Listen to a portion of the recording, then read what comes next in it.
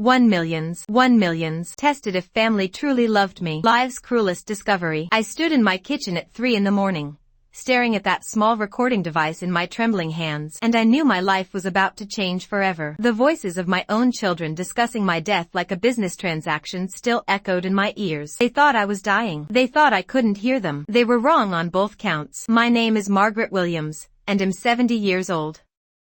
For 47 years, I taught 3rd grade at Lincoln Elementary School in Springfield, Illinois. I raised 3 children as a single mother after my husband died in a factory accident when they were young. I sacrificed everything for them. My dreams, my savings, my health, my social life. Everything. And 3 months ago, I discovered they were planning to kill me. But let me back up. Let me tell you about the day that started it all. The day I won $87 million and made the biggest mistake of my life. I trusted them. It was a Tuesday morning in March when I bought that lottery ticket at Murphy's Corner Store. Same numbers I'd been playing for 20 years. My husband's birthday, our wedding anniversary, the kids' birth dates. Sweet, sentimental numbers that had never won me more than $50 in all those years. But that Tuesday, those numbers changed everything. When I saw the winning numbers on the evening news, I couldn't believe it. I checked the ticket 17 times. Called the lottery office 4 times. Drove to 3 different gas stations to use their ticket scanners. It was real. $87 million. After taxes, still more money than I'd ever dreamed possible. And then I made my fatal mistake. I was so excited, so overwhelmed, that I called my daughter Sarah first. Before the lawyers, before the financial advisors, before anyone who might have given me good advice. I called my baby girl, now 45 years old and married to a pharmaceutical sales rep who'd always looked at me like I was taking up space in the world. Sarah's reaction should have been my first warning. Not joy for her mother's good fortune. Not relief that I'd finally have security in my old age. No, the first words out of her mouth were, "How much? How much money, Mom?" And when I told her the amount, the silence that followed lasted so long I thought the call had dropped. Then came the questions. Rapid fire, calculated questions about taxes, about lump sum versus annuity, about estate planning. My daughter, who hadn't called me in 6 months, suddenly became very interested in my financial decisions. She insisted I needed help. Professional help. And coincidentally, her husband knew just the right people. Within a week, my entire life was reorganized by people I'd never met. Financial advisors who spoke in numbers I couldn't follow. Lawyers who handed me papers to sign while explaining them so quickly I couldn't keep up. Insurance agents who suddenly appeared at my door with policies that seemed more focused on my death than my life. All recommended by my loving family, of course.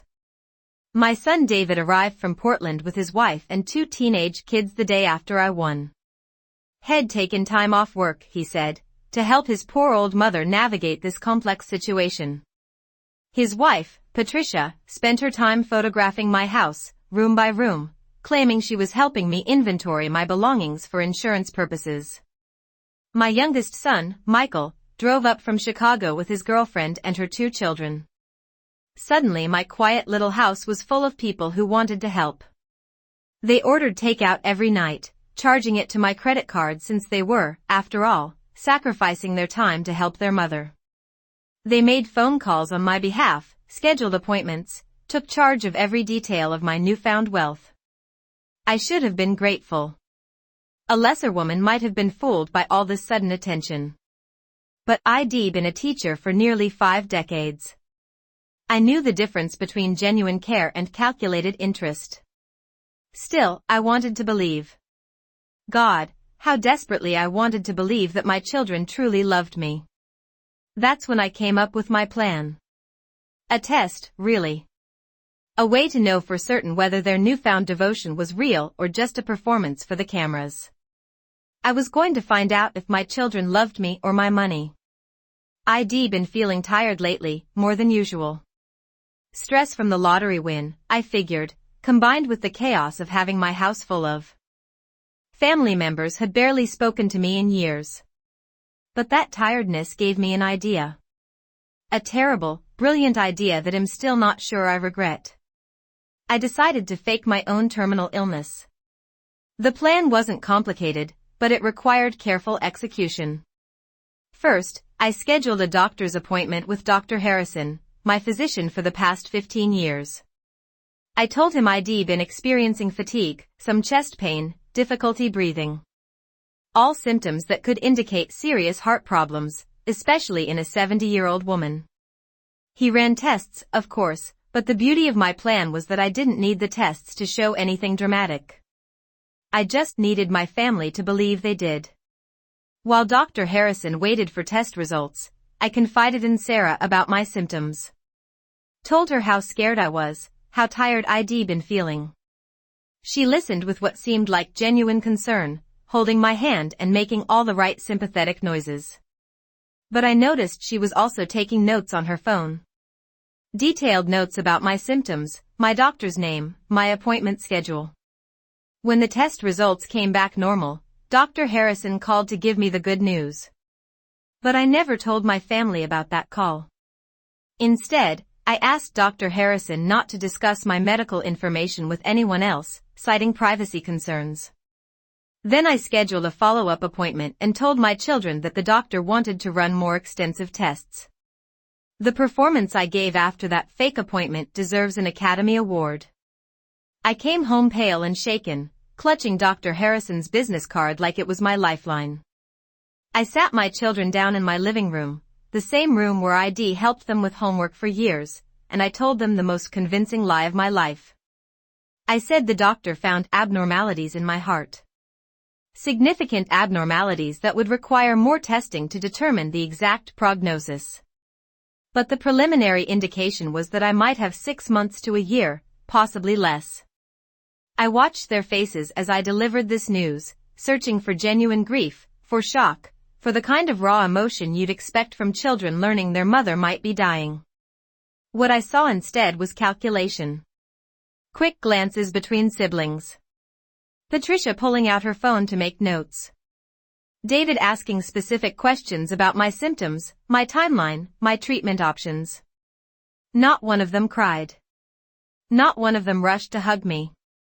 Instead, they started planning. Sarah suggested I update my will immediately. For my own peace of mind, she said. David recommended I look into palliative care options, to ensure I'd be comfortable in my final months. Michael, always the practical one, brought up the subject of medical power of attorney. They needed to be able to make decisions for me when I became too weak to make them myself. Within days, my house had become a hive of activity. Lawyers appeared with new documents. Insurance agents updated my policies. Financial advisors restructured my investments.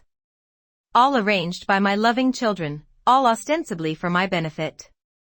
But I noticed that every single change seemed to make it easier for them to access my money and harder for me to control it. The first recording device I bought was tiny, no bigger than a thumb drive. I placed it in the kitchen, tucked behind the coffee maker where no one would notice it. The second one went in the living room, attached to the underside of the lamp table. The third one I kept with me, a small device disguised as a pendant that I wore around my neck. You might think it was paranoid, an old woman's suspicious mind working overtime. But 50 years of teaching children had taught me to trust my instincts about people's motives. And every instinct I had was screaming that something was wrong with this picture. The recordings from the first week were benign enough. Normal conversations about my health, discussions of treatment options, planning for my care. But then came the weekend when they thought I was sleeping. I'll never forget the conversation I recorded on that Saturday night. Sarah, David, and Michael. Sitting in my living room, speaking in voices low enough that they thought I couldn't hear from my bedroom upstairs. But my little recording device heard everything. Sarah started it. Mom's not going to last much longer, I think we need to be realistic about the timeline. David agreed, suggesting they should probably start making arrangements for after. Michael worried about the lottery money, whether there might be tax implications they needed to consider. But it was what came next that truly broke my heart. My daughter, my firstborn child, the baby ID held through countless nights of fever and fear, said, honestly, it might be a blessing. She's been so miserable since Dad died, and now with this illness, she's just suffering. Maybe it's time. David nodded. The money will help us take care of our families. Mom would want that. She'd want her sacrifice to mean something. Michael, ever the economist, brought up specific numbers. After taxes and estate fees, they were looking at roughly $60 million split 3 ways. $20 million each. Enough to change their lives forever. They discussed their plans with the casual efficiency of people planning a vacation. Sarah would handle the funeral arrangements. David would manage the financial transition. Michael would take care of selling my house and dividing my personal belongings. They had it all worked out. But the worst part, the part that made me sit up in my bed at 3 in the morning with my heart pounding, was when Patricia's voice joined the conversation.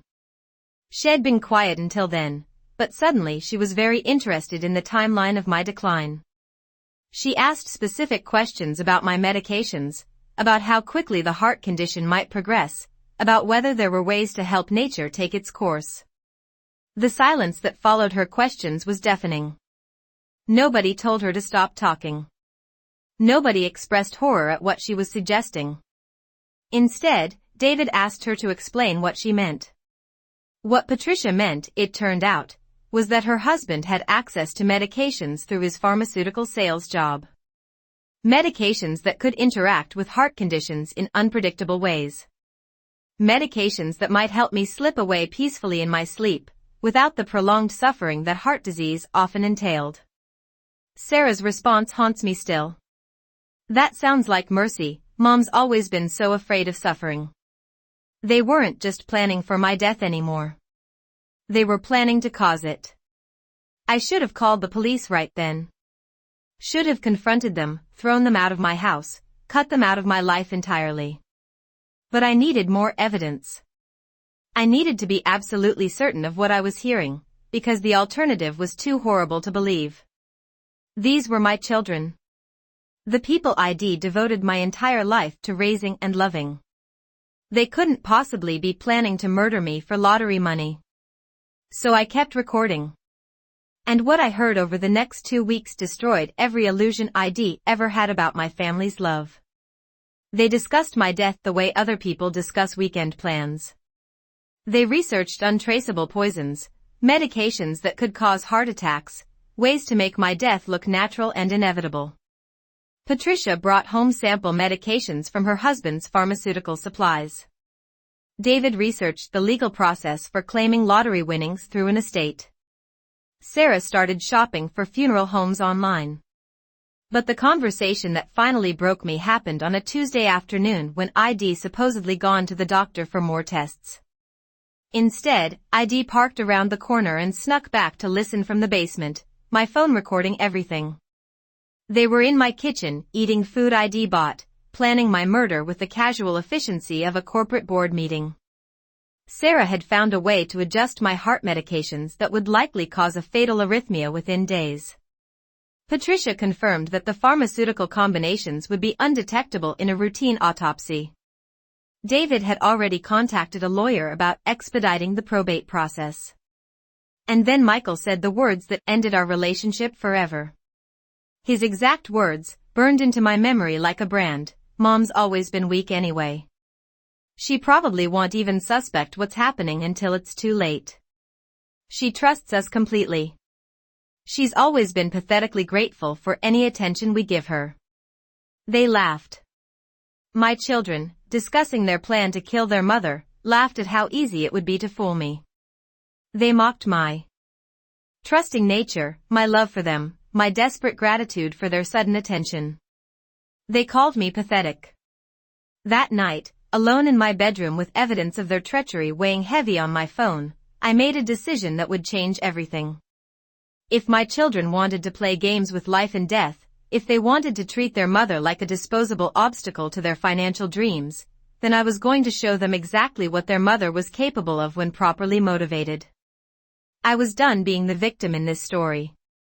It was time to become the author of my own ending. The beauty of my revenge plan was its simplicity. My children had underestimated me so completely, been so blinded by their greed and my supposedly weak, trusting nature, that they never saw it coming. They thought they were dealing with a dying old woman who wouldn't last long enough to cause them any trouble. They had no idea they were about to face Margaret Williams at her most dangerous. Because hey race, what my children never understood about their mother, 50 years of managing 8-year-olds had taught me everything I needed to know about manipulation, psychology, and long-term strategic planning. And unlike 8-year-olds, my children had given me motivation for revenge that went deeper than they could possibly imagine. The first thing I did was secure my money. While my children were planning my death, I was quietly moving my lottery winnings into accounts they knew nothing about. I hired a lawyer in Chicago, someone completely unconnected to the local legal community my children had infiltrated with their helpful recommendations. I established new bank accounts, updated my will to exclude them entirely, and created a paper trail that would make it impossible for them to claim any of my winnings after my death. But that wasn't enough. Not nearly enough. I wanted them to face the same kind of public humiliation and betrayal they were planning to inflict on me. I wanted the world to see exactly who they really were underneath their masks of filial devotion. The plan I developed had 3 phases. Phase 1 would expose their murder plot to law enforcement. Phase 2 would destroy their reputations in our small community where everybody knew the Williams family. Phase 3 would ensure they understood, beyond any doubt, that they had severely underestimated their mother. Phase 1 began with a call to Detective Rodriguez at the Springfield Police Department. I'd known Maria Rodriguez since she was 8 years old. One of my former students had grown up to become a respected investigator.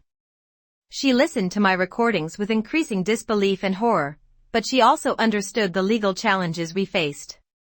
Planning a murder wasn't the same as attempting one, and my children were smart enough to keep their plans theoretical until they were ready to act. We needed them to take concrete steps toward actually killing me. We needed evidence that would hold up in court. So Detective Rodriguez and I developed a plan that would give my children exactly the opportunity they were looking for, while ensuring they'd be caught in the act. I told my family that Dr. Harrison wanted to start me on a new medication regimen to manage my heart condition. I showed them the prescription bottles, legitimate medications that Dr. Harrison had prescribed for my actual minor health issues, but which I described as powerful heart medications that needed to be taken at precise times with exact dosages. Then I installed hidden cameras throughout my house.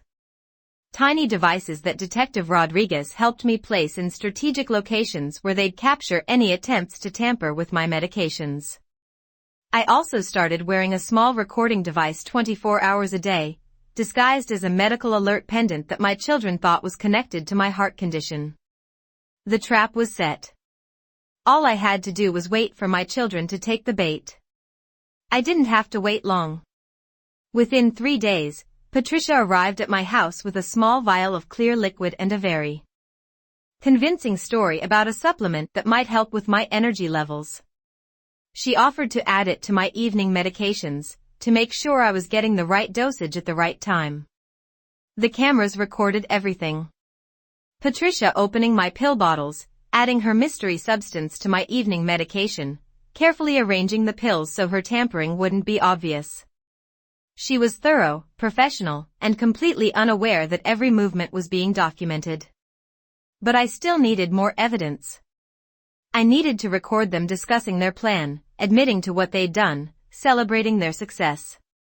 So I did something that required every ounce of acting ability I possessed. I took Patricia's poisoned medication. Not all of it, of course. Detective Rodriguez had arranged for the pills to be tested by the police lab as soon as Patricia left. We'd identified the substance she'd added, an anticoagulant that would interact with my supposed heart medication to cause fatal bleeding. Instead of taking the full dose, I took just enough to make me feel genuinely ill, then I put on the performance of my life. I called Sarah in a panic, telling her I was experiencing chest pain and difficulty breathing. She rushed over with David and Michael, all of them playing the part of concerned children while the cameras recorded their every word and gesture. I asked them to call Dr. Harrison, to take me to the hospital, to do something to help me. Instead, they convinced me to lie down, to try to rest, to wait and see if the symptoms passed. They assured me these were probably just side effects of my new medication, normal reactions that would subside once my body adjusted. They told me everything was going to be fine, that I shouldn't worry, that they'd take good care of me. And then, thinking I was too weak and disoriented to understand what was happening, they revealed their true selves.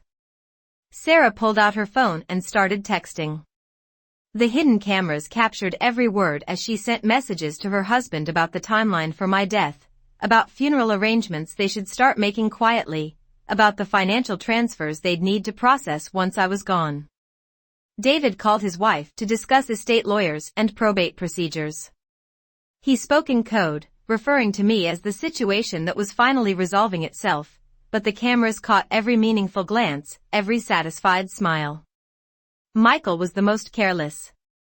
He actually called someone, probably a financial advisor, to discuss accessing lottery winnings through an inheritance. He provided specific dollar amounts, timelines, and distribution plans. All while sitting in my living room, watching me supposedly die from the poison they'd given me. But the conversation that sealed their fate happened when they thought I'd finally fallen asleep. The three of them gathered in my kitchen, speaking in normal voices because they believed I was unconscious upstairs. They celebrated. Actually celebrated my impending death like it was a holiday. Sarah opened a bottle of my wine and poured glasses for her brothers. They toasted to their financial future, to their freedom from the burden of caring for an aging mother, to the new lives they'd be able to afford with my money. David made a speech about how proud their father would be, knowing his death had ultimately led to their prosperity. Sarah talked about the houses shed buy, the trips shed take, the way her children's lives would be transformed by their inheritance. Michael calculated interest rates and investment strategies for managing $20 million. They parceled out my belongings like spoils of war. Sarah wanted my grandmother's jewelry and the antique furniture. David claimed my car and my collection of first edition books. Michael wanted to sell the house quickly to avoid paying maintenance costs while the estate was in probate. Most painfully, they discussed my funeral. Not with grief or sadness, but with annoyance at the expense and inconvenience. They wanted the cheapest possible service, cremation instead of burial, no viewing because I'd looked too sick from the heart condition. They debated between flowers and requesting donations to charity, ultimately deciding that donations would be more tax advantageous for them. Sarah wondered aloud whether they should even bother with obituaries in the newspapers. After all, most of my friends were already dead, and my former students probably wouldn't remember me anyway. Why waste money on announcements when they could put that money toward more practical concerns? They had it all planned out. Every detail of my death, my funeral, and my estate. Everything except the possibility that their mother might be smarter than they'd assumed. Because while they were celebrating in my kitchen, Detective Rodriguez was sitting in an unmarked car across the street, listening to every word through the wire I was wearing. While they were dividing up my possessions, a team of investigators was documenting their admissions of attempted murder. While they were toasting their inheritance, prosecutors were preparing arrest warrants based on the evidence I'd been gathering for weeks. But I still wasn't done with them. They'd underestimated me so completely, treated me with such casual contempt, that I wanted them to understand exactly how badly they'd miscalculated. I wanted a moment of revelation where they realized their weak, trusting, pathetic mother had outwitted them at every turn. So the next morning, I gave them the performance of their lives. I woke up screaming. Not the weak, tired moaning of an old woman dying from heart failure, but the strong, outraged screaming of someone who'd been betrayed by the people she'd trusted most in the world. I stormed downstairs in my bathrobe, clutching my pill bottles, demanding to know what they'd done to my medication. The looks on their faces were everything I'd hoped for. Confusion, panic, the dawning realization that something had gone terribly wrong with their plan. They tried to calm me down, to convince me I was having hallucinations from my illness, to guide me back to bed where I could die quietly like a good mother should. Instead, I pulled out my phone and played back their conversation from the night before. Their own voices filled my living room, discussing my murder with casual efficiency, celebrating my death before it had even happened, mocking my trusting nature and my pathetic gratitude for their attention. The silence that followed was deafening. They stared at me with the expressions of children caught in the most serious mischief of their lives, but children who still thought they might be able to talk their way out of consequences. Sarah tried first. "Mom, you don't understand what you heard. We were just discussing contingencies, planning ahead in case the worst happened. We love you, Mom. We'd never hurt you." David took a different approach. "You're sick, Mom. Your mind isn't working clearly anymore. Maybe you should go back to bed and we can talk about this later when you're feeling better." Michael, ever the pragmatist, went straight to damage control. "Whatever you think you heard, there's no way to prove we meant any of it. It's just family discussing difficult topics. You can't call the police over family conversations." But they were wrong about that, just like they'd been wrong about everything else. Because I hadn't just recorded their conversations. I'd documented their actions. I'd proven their intent. I'd built a case that would hold up in any court in the country. And I'd done it all while they thought I was a weak, trusting, pathetic old woman who wouldn't fight back. The sound of police sirens approaching my house was the sweetest music I'd ever heard. Detective Rodriguez arrived with a full team, armed with arrest warrants and evidence that would send my children to prison for a very long time. They read my children their rights in my living room, the same room where I'd helped them with homework, where I'd comforted them through heartbreaks, where I'd celebrated their achievements and supported their dreams. As they led my children away in handcuffs, I realized I felt something I hadn't experienced in decades, complete and total control over my own life. But the story doesn't end with their arrests. Oh no, that was just the beginning of their education in the consequences of underestimating Margaret Williams. While my children sat in jail awaiting trial, I implemented the second phase of my plan. The phase designed to ensure that everyone in Springfield understood exactly who they really were underneath their masks of respectability. I held a press conference.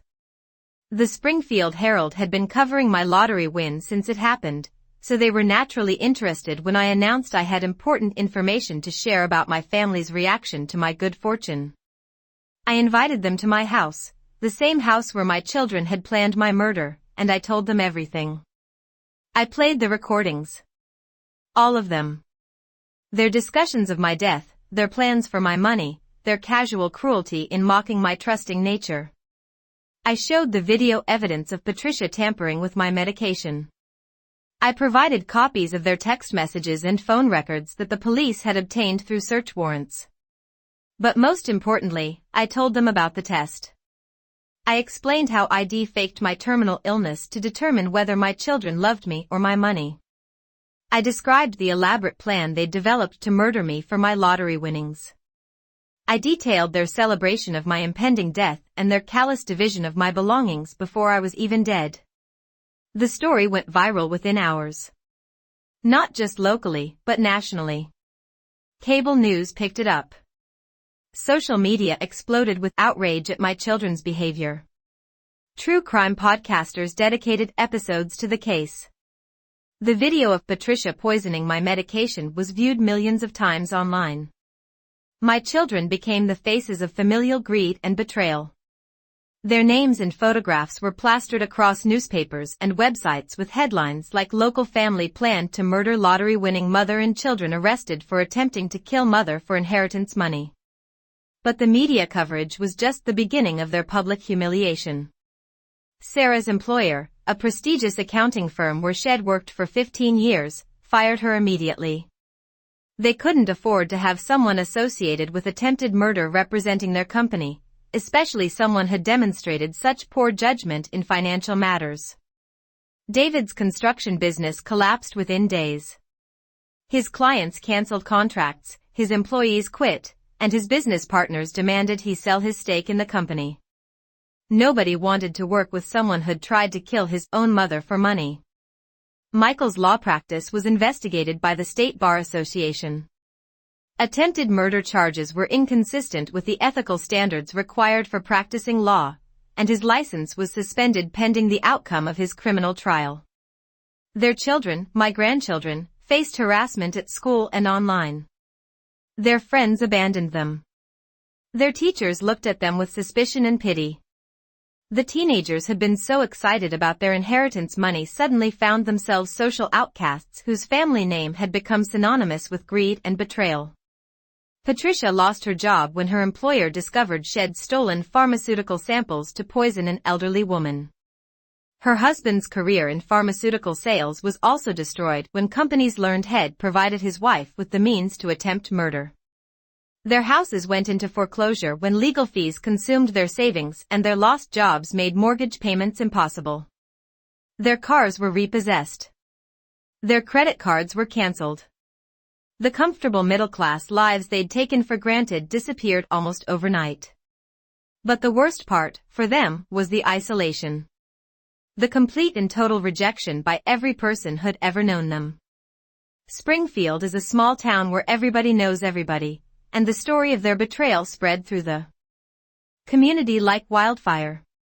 Former friends crossed the street to avoid them. Neighbors stopped speaking to them. Even distant relatives publicly distanced themselves from the family name. They'd wanted my money so they could live better lives. Instead, their greed had destroyed the lives they already had.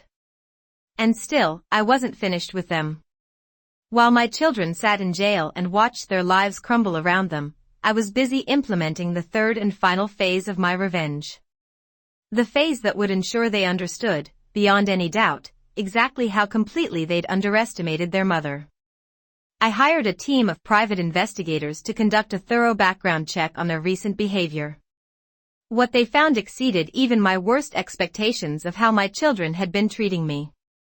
For the past 2 years, since their father's death, they'd been systematically manipulating me and stealing from me in ways I'd never suspected. Sarah had been using my credit cards for personal purchases, hiding the charges among legitimate expenses for my household. David had been overcharging me for home repairs and maintenance, pocketing the difference. Michael had been billing me for legal services he'd never provided, creating fake invoices for estate planning and financial advice. They'd been stealing from their widowed, elderly mother for years.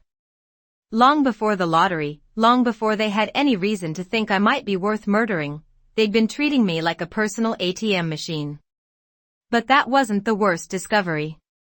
The investigators also found evidence that my children had been actively undermining my social life, discouraging my friends from visiting, intercepting my mail and phone calls, and gradually isolating me from everyone who might have provided emotional support or practical help. They'd been conditioning me to depend on them exclusively, making me grateful for any attention they chose to give me.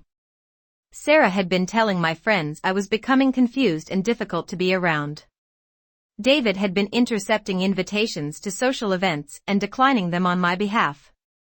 Michael had been spreading rumors about my mental state, suggesting to neighbors and acquaintances that I was becoming unreliable and potentially dangerous. They'd been systematically destroying my social connections and my reputation, all while presenting themselves as devoted children who were sacrificing their own lives to care for their demanding mother. The manipulation had been so gradual, so subtle, that I'd never realized what was happening.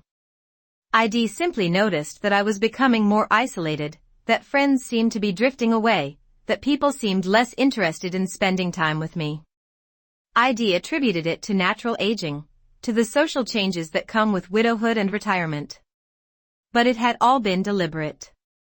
A calculated campaign to make me dependent on my children's attention and grateful for whatever scraps of affection they chose to provide. They'd been grooming me for years, preparing me to be the perfect victim when the time came to take advantage of me. The realization was devastating and liberating in equal measure.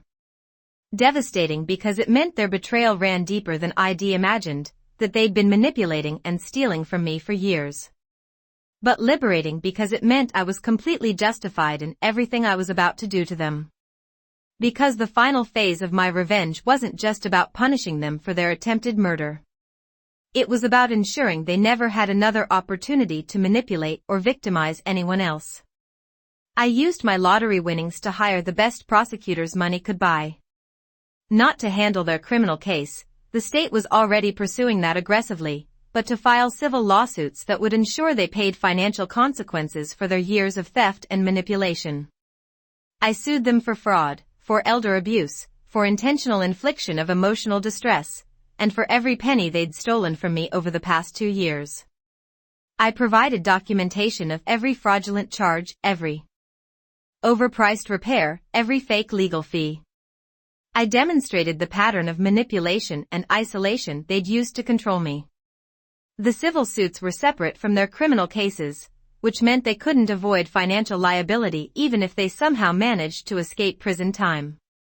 The judgments against them would follow them for the rest of their lives, garnishing any wages they might ever earn, seizing any assets they might ever accumulate. But the most satisfying part of my revenge was also the most personal. I rewrote my will one final time. Not just to exclude my children, I'd already done that months ago. This time, I included a detailed explanation of exactly why they were being disinherited.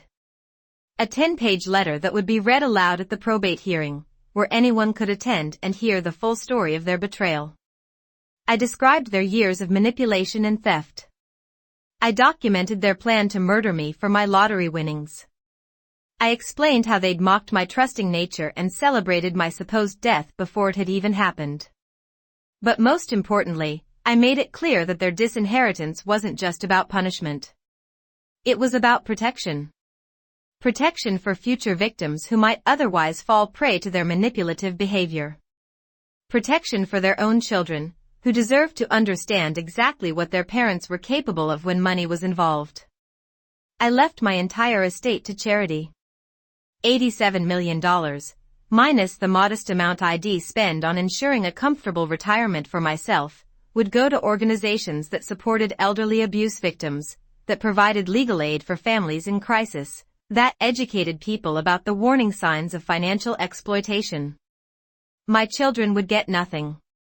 Less than nothing, actually, since they'd be paying restitution for their theft and facing massive legal fees for years to come.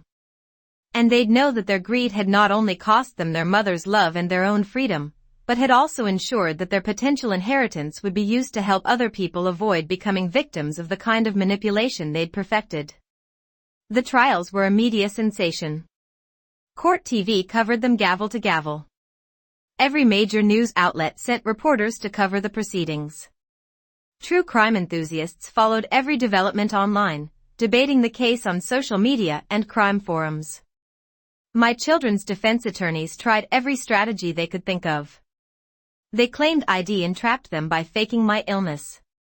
They argued that their discussions of my death were just theoretical planning, not actual murder plots. They suggested I was a vindictive old woman whose mental health had been compromised by sudden wealth. None of it worked.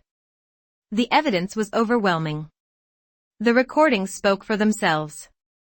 The video of Patricia tampering with my medication was unambiguous. The financial records proved their years of theft and manipulation. Their own words, captured on the devices they'd never suspected I was clever enough to use, convicted them more thoroughly than any prosecutor could have managed. Sarah was sentenced to 12 years for attempted murder and elder abuse. David received 10 years for conspiracy and fraud. Michael got 8 years, with the possibility of parole after 6 if he demonstrated genuine remorse and made full restitution for his theft. Patricia, who'd actually administered the poison, received the longest sentence, 15 years for attempted murder in the first degree. But their legal punishment was just one part of their consequences. Their social and professional destruction was complete and permanent. Their names would forever be associated with one of the most shocking cases of familial betrayal in recent memory. Their children would grow up knowing exactly what their parents had tried to do to their grandmother. Most importantly, from my perspective, they would spend years in prison thinking about how completely they'd misunderstood their mother. How the weak, trusting, pathetic old woman they'd planned to murder had outsmarted them at every turn. How their greed had cost them everything they'd already had, not just the inheritance they'd killed for. And they'd know that somewhere in Springfield, Illinois, their mother was living comfortably on her lottery winnings, surrounded by real friends who valued her for herself rather than her money, finally free from the manipulation and abuse that had shadowed her widowhood. My story might sound like revenge, and I suppose in many ways it was. But it was also something more than that. It was education. Not just for my children, though they certainly received a comprehensive lesson in the consequences of underestimating people, but for everyone who heard our story. Because the truth is, elder abuse is epidemic in this country. Children who manipulate aging parents, who steal from them, who isolate them from potential sources of help, who treat them as obstacles to inheritance rather than human beings deserving of love and respect. My case got attention because of the dramatic nature of the attempted murder and the lottery winnings, but the underlying pattern of abuse is tragically common. Every day, elderly people are being manipulated by family members who see them as financial opportunities rather than loved ones. Every day, seniors are being isolated from their support networks by relatives who want to control their assets. Every day, vulnerable older adults are being victimized by the very people who should be protecting them. My children thought they could get away with their behavior because society teaches us that family relationships are private matters, that what happens between relatives isn't subject to outside scrutiny. They assumed I'd be too ashamed to expose their abuse publicly, too concerned about family reputation to seek help from law enforcement. They were wrong about that, just like they were wrong about everything else. I refused to be a silent victim. I refused to protect their reputations at the expense of my safety. I refused to go quietly into the grave they'd prepared for me, grateful for whatever scraps of false affection they'd chosen to provide. Instead, I fought back with every tool at my disposal. I used technology they'd assumed I was too old to understand. I employed legal strategies they'd assumed I was too weak to pursue. I manipulated their emotions and expectations with the same calculated efficiency they'd been using against me for years. And I won. Not just in court, though the legal victories were certainly satisfying. I won back my autonomy, my self-respect, and my right to live my remaining years on my own terms.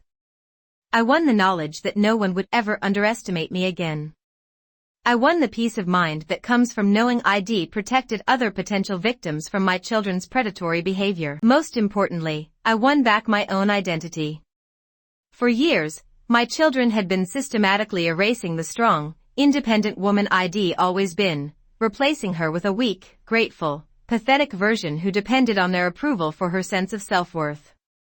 They'd been so successful at this psychological manipulation that I'd almost forgotten who I really was. But their attempt to murder me reminded me. It shocked me back into remembering Margaret Williams, the woman who'd raised 3 children alone after her husband's death. The teacher had managed rooms full of energetic 8-year-olds for 5 decades. The survivor had built a life and a career from nothing, had saved money and bought a house and put her children through college on a teacher's salary. That woman was never weak. That woman was never pathetic. That woman was a force to be reckoned with, and my children forgot that fact at their own peril.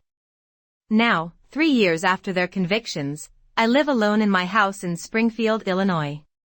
The same house where they planned my murder, but which now feels completely different. Lighter, somehow. Free from the undercurrent of manipulation and false concern that had poisoned the atmosphere for so long. I have new friends, genuine relationships with people who like spending time with me because they enjoy my company, not because they want access to my bank account. I volunteer at the elementary school where I used to teach, helping current teachers with literacy programs and mentoring new educators. I travel when I want to, buy what I need without second-guessing myself, and make my own decisions about how to spend my time and my money. My children write to me sometimes from prison. Letters full of apologies and explanations, promises that they've learned from their mistakes and requests for forgiveness. They want me to visit them, to put money in their commissary accounts, to hire better lawyers to appeal their sentences. I don't respond to their letters. Not because I can't forgive them, though forgiveness is a process I'm still working through, but because I understand now that any response would just be interpreted as an opening for further manipulation. They're still looking for ways to use our relationship to their advantage, still hoping to find an angle that will get them something they want. They still don't understand that the woman they tried to murder isn't the same woman who used to be grateful for any attention they chose to give her.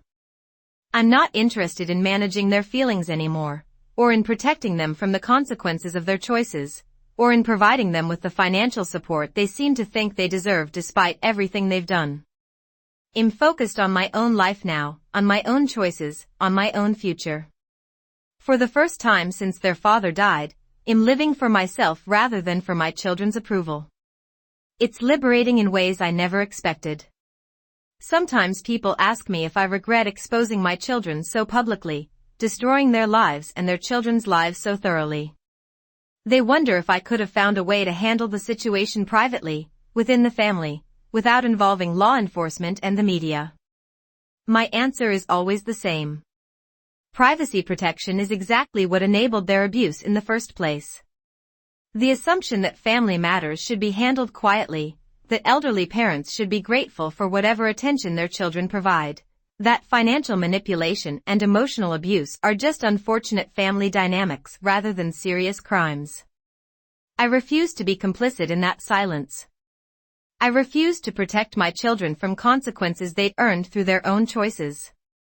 I refuse to prioritize their reputations over my safety and the safety of other potential victims.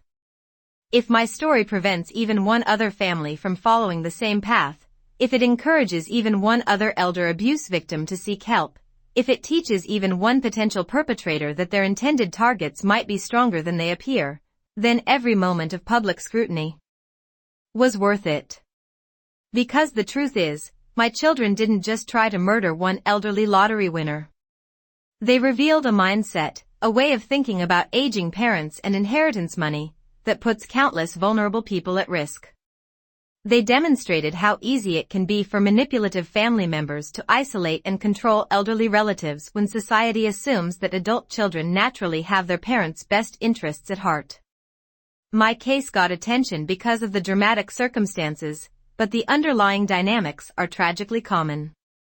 Financial abuse of elderly people is one of the fastest growing crimes in America, and family members are the most frequent perpetrators. We need to stop assuming that family relationships are automatically healthy and protective. We need to start recognizing that predators often choose victims from within their own families, precisely because those relationships provide cover for abusive behavior. Most importantly, we need to stop underestimating the strength and intelligence of elderly people. My children's biggest mistake wasn't their greed or their cruelty, though both were certainly factors in their downfall. Their biggest mistake was assuming that age had made me weak and trusting enough to be victimized without consequences. They forgot that I'd been strong enough to raise them as a single mother, smart enough to build a career and save for retirement on a teacher's salary, resilient enough to rebuild my life after my husband's death, patient enough to manage classrooms full of children for decades. All of those qualities were still there when they decided to test them. Age hadn't erased them, it had refined them. Experience had taught me to trust my instincts, to recognize manipulation when I saw it, and to fight back with everything I had when someone threatened my safety. My children learned that lesson too late to save themselves, but perhaps their story can teach it to others before they make the same fatal error in judgment. Because hey race, what I want everyone to understand, elderly people are not easy targets. We're not weak, confused, or helpless just because we've accumulated some years and some wisdom. We've survived decades of challenges that younger people can't even imagine. We've raised families, built careers, overcome losses, and adapted to changes that would overwhelm less experienced individuals. We're not grateful victims waiting to be exploited by greedy relatives. We're human beings with the same rights to respect, autonomy, and safety as anyone else. And when someone threatens those rights, they shouldn't expect us to go quietly. They should expect us to fight back with every resource at our disposal, every lesson we've learned, and every ounce of strength we've accumulated over our lifetimes.